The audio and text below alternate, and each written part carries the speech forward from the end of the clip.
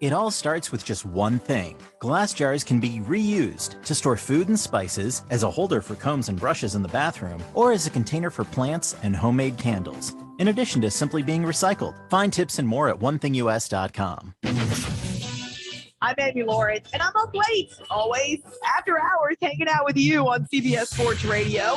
Check it out, 2 a.m. Eastern, 11 p.m. Pacific. Enjoy sun-drenched days, epic stays, and plenty of room to roam in Greater Fort Lauderdale. Our hotels, attractions, and restaurants have taken the Visit Lauderdale's Safe and Clean pledge, so you can relax and explore with confidence. When you're ready for that well-deserved staycation, our 23 miles of golden beaches await. Find wide-open spaces to hike, bike, kayak, and paddleboard. Visit your favorite attractions, then dine out in style in socially distanced dining rooms or al fresco on waterfront patios. Learn more at sunny.org.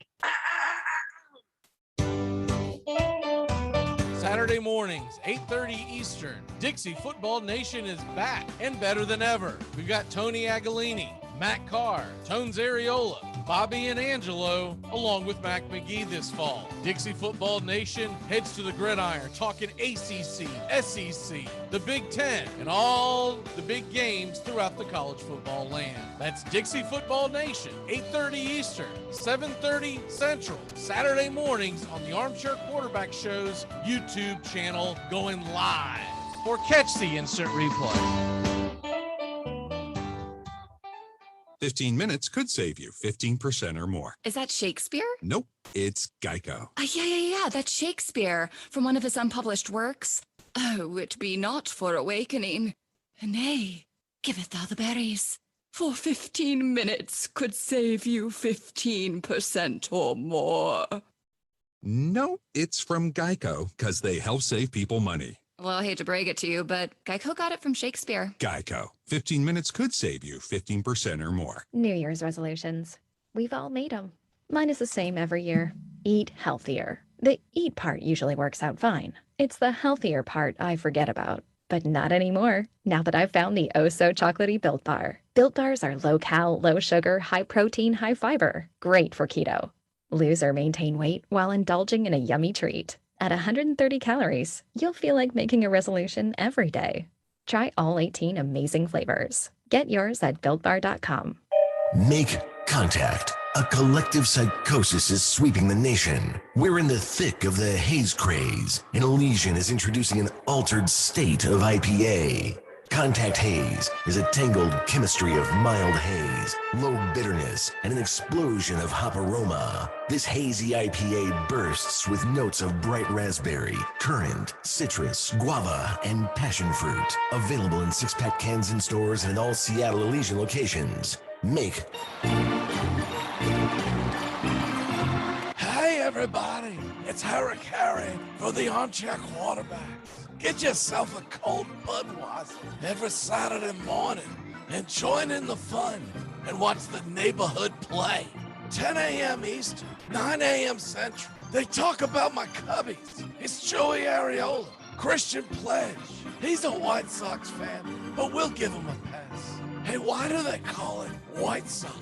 Their jerseys always look very dirty to me. Sounds like something that could be cancel culture to me. Let's look into that, Cubbies fans. It's the neighborhood play, only on the YouTube channel, Armchair Quarterback Show. Harry Carey, signing off.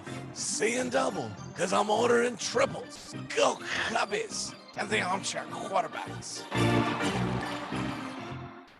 Take the scenic route in the new Hyundai Santa Fe. The family SUV with available H-Track all-wheel drive to help you travel way off the beaten path. Find new adventures together in the Hyundai Santa Fe. Calling all baseball fans, Yankee fans, Red Sox fans, the Tampa Bay Rays. It's the Catbird seat. Monday mornings, 10 a.m. Eastern, only on Armchair Quarterbacks Show's YouTube Live. We dive into the American League East, point of views of the fans. Teamus and the Red Sox, Angelo and his New York Yankees, and Florida's own Mac McGee's Tampa Bay Rays. It's the Catbird seat. Monday mornings, 10 a.m. Eastern, only on Armchair Quarterbacks Show's YouTube Live.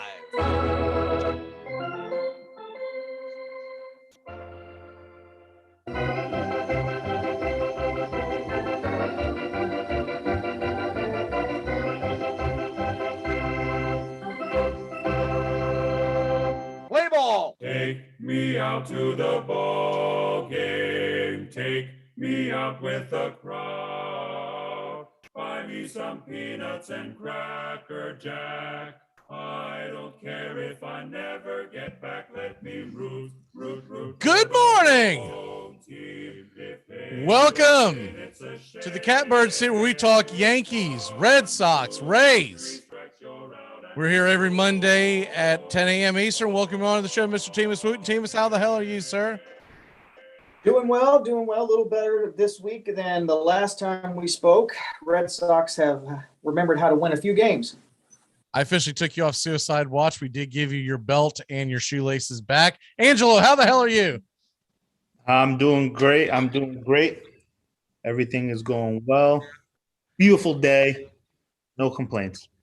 Looking at the standings real quick as we sit here on Monday, August 16th, you've got the Tampa Bay Rays still sitting in first place, but now only 3 games in front of Boston as Tampa's lost their last 2 games.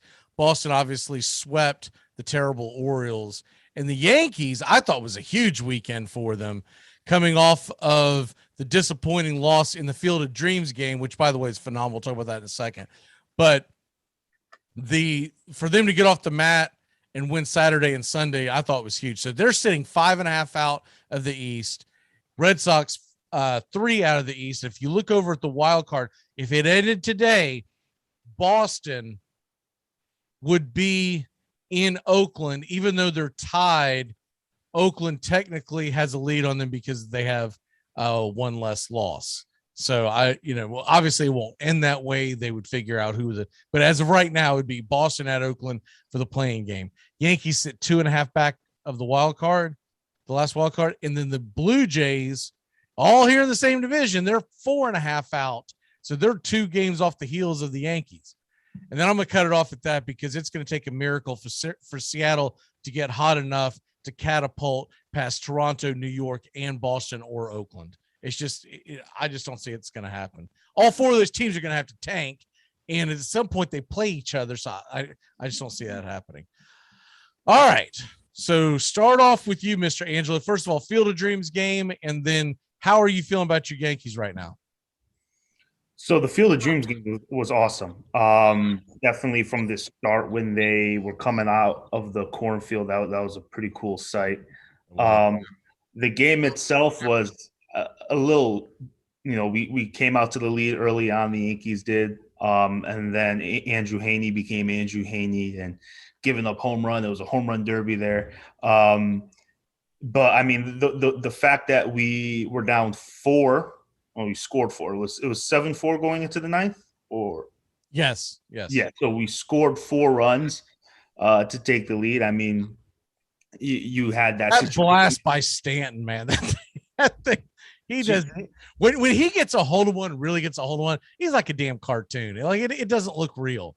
So Johnny Bravo up there hitting the home runs. Like, I would have loved for us to win that game, if not for nothing, but that would have been Stanton's Yankee moment, I think. Right. Big spot, big situation in the first game at the Field of Dreams Stadium would have been definitely an awesome experience. But to lose the game the way that we did, for a neutral fan, that was an excellent game, right? For a Yankee fan, that was just one of our heartbreak losses that we've had all season. But to come out win the next 2 in the way that we did, and even the 9th inning, the last couple of games were kind of shaky. I mean, without Chapman, we're kind of struggling back there at the end of the games. Britton's not getting it done. Yesterday, Lakey gave up 3 runs. We were up 5 or 4 going into the last inning. 5, we were up 5. Then he gave up 2-3 runs. But ultimately, I think I said a 4-2 week I would have been good with, and that's what we had. So we're closing down the gap not only with Boston but also Oakland lost yesterday. So sitting 2.5 out of even first place in the wild card. We have a huge week this week, 8 games in 7 days. 1 against the Angels, and then obviously the 3 game set with Boston, and then 4 with Minnesota. Out of those 8 games, I think we could go 6-2. I think we're putting it together. Garrett Cole comes back tonight, So hopefully he has his A stuff. Not sure who the Angels are pitching, but be nice to get a win today going into doubleheader tomorrow. Do you find it odd? Because I do, that they just chose tonight and didn't want him going up against the Red Sox. Is it because the Red Sox have pounded him and they didn't want his first game back to be against Boston and then have him, real? Because normally in normal years, you would want your ace heading to the game against Boston because it means more. Right. I think it has something to do too with the schedule. If you pitch him against Boston, he's only going to pitch one game this week. I think they know how big of a week this is, so you give him this Angel start, then he. Well, no, because he would pitch Sunday too if you pitch Tuesday. And I'm also looking at it the other way. So Tuesday's the doubleheader, right? Yeah. So you send him out there, and one of the games of the doubleheader, you don't need 7 innings out of him, right? You can get 5 and say, all right, dude, you're gas. Let's get you out of here. I just found it odd that they wouldn't bring him back. But I also remember the Red Sox pounding the hell out of him, and that might have something to do with it. Mm-hmm. Team it. The Red Sox. Now, granted, they were down there playing the minor leagues, but they did win all 3 games, which, look, it's still a baseball team. And Chris Sale came back on Saturday. What say you on the Red Sox weekend? Well, like Angelo said, I was praying we had to have 4-2. We couldn't have went 3-3. We had to have 4-2. I was hoping for 5-1, but those stupid Rays just own us, and so we weren't able to get the 5-1. But we have to sweep the Orioles. We're not in a position anymore where we can let one of those games go. We did what we had to do there. So 4-2, really great to see Chris Sale back. He looked like Chris Sale. And again, he's pitching against the Orioles, but it's still a major league team, as you said. And I think it was a good team for him to come back to. I mean, I wouldn't want him starting in Yankee Stadium, after being gone for 2 years. But I think it really kind of seemed to put a little bit more air in our sails in the dugout. Everybody's so glad to have him back. The teammates wanted him back. Everybody, and he's a force in the dugout and on the field. So for people that missed it, it was 5 innings, 8 strikeouts for Sale. Now he did give up 2 earned runs, but still a solid outing. Obviously you want more innings going forward, but it was his first. It's like you said, his first start. Yeah, he wasn't going anywhere close to over 5 or 6 on his first time back. Cora's not stupid, and they've nursed and nursed and nursed. So you're going to continue to do that because we need him a month from now, way more than we need. I have it in front of me. For some strange reason, you don't remember how many pitches he threw, do you? No, I know that when the 5th inning was over and when we were in the lead, he had a lead. I knew that he was sitting down. It would be foolish not to, but I don't remember how many pitches he threw. He was hitting 95 on the gun, which is ideal for him because that sets that ridiculously vicious slider he has up. That thing, I don't know if you saw the game, but it was starting outside and sweeping across the plate. It almost defied physics. It was really fun to watch that game on Saturday. Now, the Tampa Bay, they go out and they cruise in the first game, and then Michael Wacha, I don't even know what the hell he's still doing on the team, especially as a starter, goes out and gets crushed by the Twins the next game. 5 innings, 7 earned runs. I barely sat down, opened up a drink, and I go, what the hell? This game is over. What the hell am I looking at here? And then Sunday, they just couldn't get the bats going. Tampa loses 5-4. Once again, not a terrible game, but honestly, I expected more out of Patino. He's only given us 3 innings. I was hoping we were stretching him to that 4th inning, 5th inning, but it truly is a bullpen game when he comes in. He gave up 2 earned runs, and then Sheriff just got imploded, gave up 2 runs without even getting through a full inning. So there you have that. So that wraps up the weekend. And looking forward, what we have going on tonight is once again Garrett Cole It's going to be at home against Jose Suarez. I know some people are big on him, but I've watched him pitch. He's nothing special. I think the Yankees will pound the hell out of him. It's the Rays' turn to take their licks against the Orioles. So they've got Colin McHugh going to the mound versus Matt Harvey. This is not the Matt Harvey from 2014. So things are looking good there. Boston is off, aren't they? So Today. Tomorrow, Eovaldi versus Luis Gil. And then Jordan Montgomery's going the second game, but I don't see a second starter announced for that game. Are they going to go with like a bullpen game, or do you think they're going to pull someone up from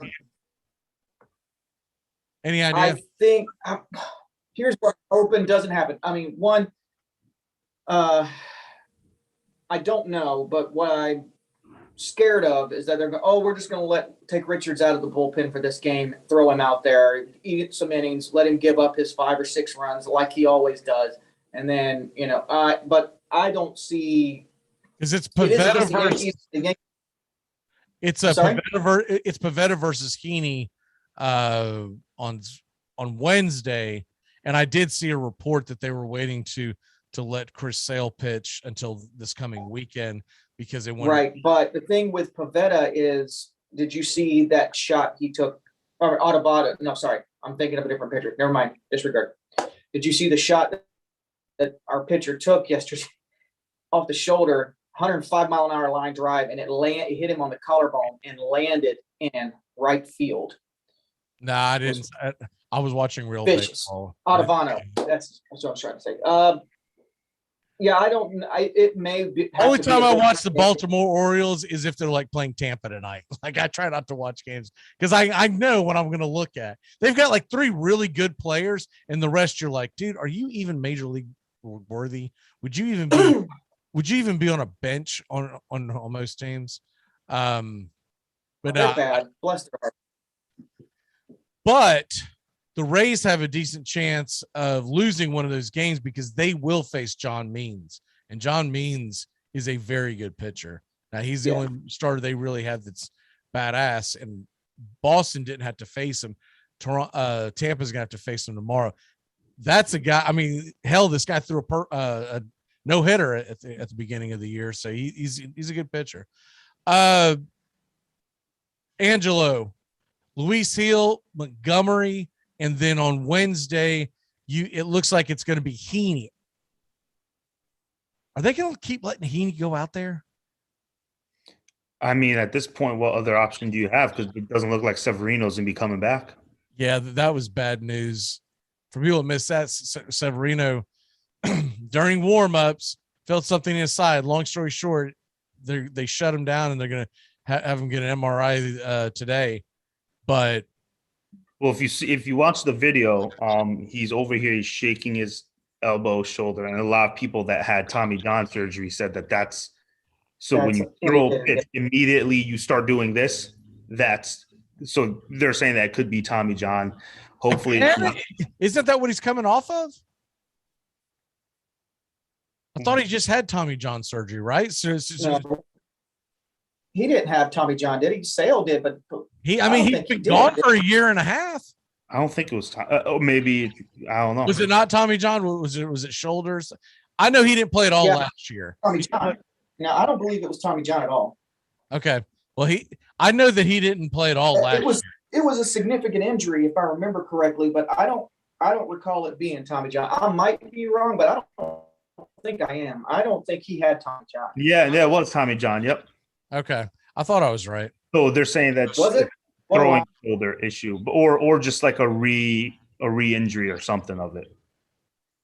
So if he has to have it again, hope for his sake, hopefully it's not Tommy John again, because I don't know. I mean, can you get it twice? You can. There's been some pitchers twice, but not back to back. There have been some pitchers that have had Tommy John 2 to 3 times on their arms, on the same arm, and a couple of them famously. What the hell is the one guy that 3 consecutive Tommy John surgeries? Anyways, they're never the same. They're never the same again. So he had it on his right elbow just over a year ago. It was during the pandemic shutdown. He never actually played last year. Hopefully that's not what it is. I'm not going to put that on, but then again, if you're coming back to rehab your elbow, a lot of time what happens is they overcompensate and something goes wrong with the shoulder. And so look, I had him in a keeper league. I dropped his ass this morning. Okay. Because I'm like, this guy I'm lucky if he comes back next year. He's definitely not coming back this year. I don't think he is either, unless it really is nothing. It would have to absolutely be nothing. It's like a shoulder strain. Right. Oh, dude, that's a bruise, man up, sissy. But I'm thinking that's not what it is. And so, I mean, hell, I dropped him because the way I look at it is at best, this guy's going to be back in the middle of next year. And I've got other guys I can keep. And I was just like, I'm done playing this game with him. And oh my God, Alberto Mondesi, you are made of paper mache, possibly sugar. I think every time water hits this guy melts. But this isn't a fantasy baseball show. That jackass has played 10 games all year because his side hurts. His oblique. 10 games, and they just shut him down again. I don't even have obliques. You don't need them. They're there. I see them.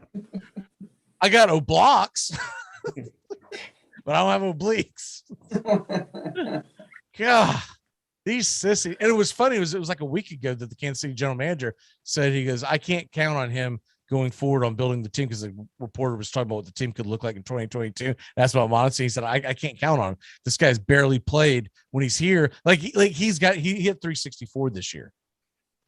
But it's because he played 10 games, and you cannot rely on this jackass. Anyways, moving on from that, looking at the week ahead, looking at these games that we do have on the docket, so Wednesday and Tuesday, we've been over that. Let's go to Thursday. And you're looking at the pitching matchups. It'll be James Tyon versus Kenta Maeda and we all know, man, and I understand why you say you want to go 6-2. It's because the freaking Twins suck and the Yankees always own them. The Rays had no business losing the series to the Twins, but some teams get in your craw, and it is what it is. It doesn't look like Boston plays on Thursday either, so they have kind of a short week. Tampa Bay will finish up with the Orioles, and Michael Wacha will be on around. I don't know telling what the hell's going to happen there. The Friday series, Cortez. Now, I have not got a chance to watch him pitch yet. What's the deal with Cortez? Do you like him? Is he? He's a bulldog out there. He's a fighter. Is he getting you good innings? Because I haven't even paid attention. Okay, so at first it was kind of like a bullpen game when he would come in. That's what I thought. Yeah. Now it's like 5-6 innings. Wow. Okay. It's like watching Chris Sale out there.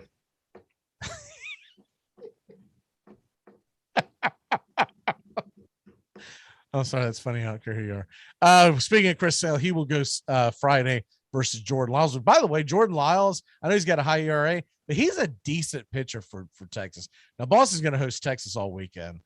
Yankees are going to host the Twins, and Tampa Bay is going to host the White Sox. This is a week where the Yankees and White Sox can definitely jump on Tampa and get within, a game or two.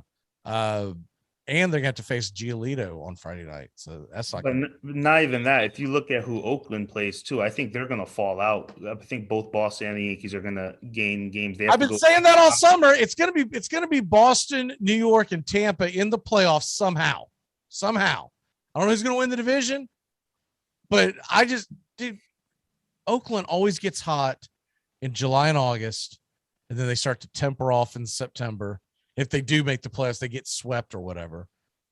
I think it's going to happen again. I think a lot of it's got to do with Oakland's, the Bay Area. It gets windy and cold as hell up there in September. I think by the time you get September, man, the A's players are like, dude, I'm out, man. I'm done. Have we moved to Las Vegas yet? This sucks. It's just, you never see anyone in an Oakland A's or San Francisco Giants baseball game sitting there in a t-shirt. I don't care if it's daytime, middle of July, they got a jacket on and a hoodie. They're like, what in the hell? Everyone wants to move there. The Giants are running away with it, though. Oh, the Giants are playing great baseball. Sucks to be the Mets right now. They just got swept by the Dodgers at home, and now they're going out on the road to play the Giants on the road, and then they're going to go back to the Dodgers again next week. And then they play them again, I think, return. And then they come home and play the Giants. I don't know what the Mets did, but they ain't living right. I can tell you that right now. They are free fall. They were like 4 or 5 games up in the division a month ago, and now they're 2.5 behind Atlanta, staring up and 1.5 behind Philly. On Saturday, you've got where's the Red Sox game? Erod versus Kobe Albert. That could be a game that Boston would is a toss up. I mean, I would think Boston would win just because they're bats, but Colby Allard is a decent pitcher. Erod, dude, what is up with that guy? Like you don't. Erod seems to be turning a corner, though. I mean, if you've watched his last couple of starts, he's starting to look. I mean, you're right. But every time he does that, then he'll go up and give up like 6 runs in 3 innings. You're like, what the hell? Yeah, he hasn't played. You're absolutely right. He hasn't played consistently good long enough for you to be like, okay, it's a good day going out there. He's still a box of chocolates. Nobody's denying that. But the last couple of games, seems to be calm, and he's a head case, man. And I love him, but he can get into his own head, and then he just can't get out of his way. He just starts throwing cookies up there, and they're lighting him up like a Christmas tree. They do have Eovaldi going on Sunday, so you got to give him the nod on that. Texas faced Sale and Eovaldi, so we should. I mean, I feel pretty good about. You should definitely win the series. I think the one game that I would be concerned about losing would be the Erod game, and then the Yankees. They got Montgomery going again on Sunday. Look, Montgomery coming off the IL off the COVID is just as big as what's his name? Cole coming off the IL. Because Jordan Montgomery's got a 3.69 ERA. I think he's an unsung hero in that Yankees rotation, don't you? I think I saw something where in the last X amount of starts, whatever, he's had the best ERA in baseball. It wouldn't shock me. There was that span where he didn't give up an earned run in like 3 straight starts. Yeah, I'm looking at his game log right now, and what was it? Okay, so he hasn't pitched since the 1st, which he gave up 1 earned run to the Marlins. But before that, he didn't give up any earned runs to the Rays or the Red Sox. Right.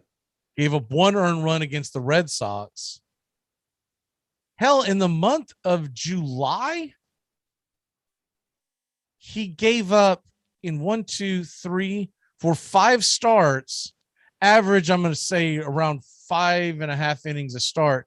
He gave up a total of 9 runs, but none in the last 2 starts. So he's good for about a quality start, and you can't ask for anything more than that. Right. I mean, I know when Cole goes out there and Sale goes out there, you're expecting, the moon and stars. But realistically, if a guy goes out and gives you quality start, he gives your offense a chance to win. And Boston doesn't have a hard time scoring. New York doesn't have a hard time scoring. Tampa, look, us Tampa fans, we know we're just holding on, man. Just come on into the season, son of a gun. Because the offense sucks. It sucks so bad. You never know where you're going to get runs. And then they'll explode and score 12 on Friday night, but then they won't do anything the rest of the weekend. Anyways, putting a pin on this week. Back to the state. Oh, by the way, if you're looking at the wild card, Oakland starts a series with the White Sox this week. That's interesting because you can make up some big ground. They're going to Chicago, and Chicago's hungry because the Yankees just knocked them off. They're fine though, Chicago. They're in no danger. They're playing 4 at the White Sox. 4. That's going to be tough. Oh, and then they play the Giants this weekend. So when we get back here on Monday, I'm going to call it. The A's are going to be on the outside looking in at the wild card. That's my walk-off. Angelo, what's your walk-off of the day?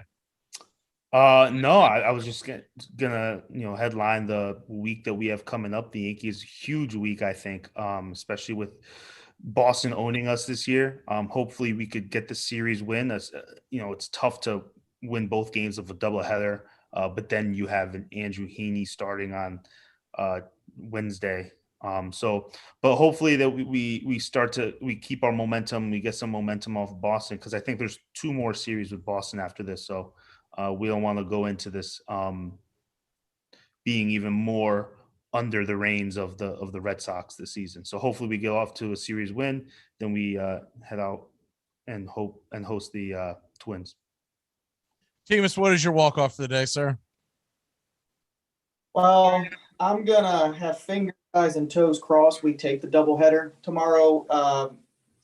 I'm looking at Montgomery's numbers. I think if we lose a game tomorrow, we have a really good chance of losing the series. Is it the end of the world if we lose a series? No, but I hate losing to the Yankees, and they're right on our heels. So come on, Red Sox, just sweep the doubleheader, and then whatever happens on Sunday happens on Sunday. Go Sox. One last thing I do want to mention, Bobby Bowden's memorial service that was on Saturday. If you did miss it, I am going to put a link in this chat to click on it. The entire service and a couple other things that we added to it. But anyway, Angela, I don't know about you, but I thought it was a really good service. Yeah, I watched bits and pieces of it. I couldn't watch the whole thing, but I saw clips. It was nice. Well done. It was well done by everyone involved. If you do want to see it, all you have to do is go to this link and click on the link that's inside the comments, and it'll take you straight to the full thing. So let's go ahead and get out of here. We'll see you next Monday. And I think by the time we speak next Monday, we're going to be talking about 3 teams that are all in the playoff, technically in the playoffs at that point. We'll see you next week. Angelo, tell your boys to take it easy on mine.